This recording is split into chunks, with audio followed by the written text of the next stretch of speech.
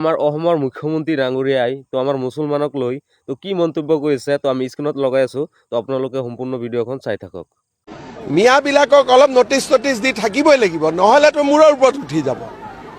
মইতো আগতে কৈছোঁ যে পাৰোঁ নোৱাৰোঁ দিগদাৰি কৰি থাকিম, সেইকাৰণে ইয়াত একো লোকঢাক কৰিবলগীয়া নাই। মই দিগদাৰিয়ে কৰি আছোঁ, পাৰোঁ নোৱাৰোঁ পিছত হ'ব, কিন্তু দিগদাৰি কৰি থাকিব লাগিব।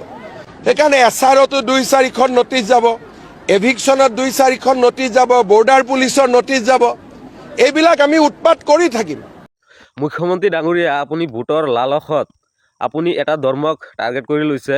তো মানে গোটেই ৰাতি দিনে আপুনি খালি ভাবি থাকে মুছলমানক কেনেকৈ প্ৰেছাৰত ৰাখিব। তেওঁতো এইটো ভুল ধাৰণা মুখ্যমন্ত্ৰী ডাঙৰীয়া।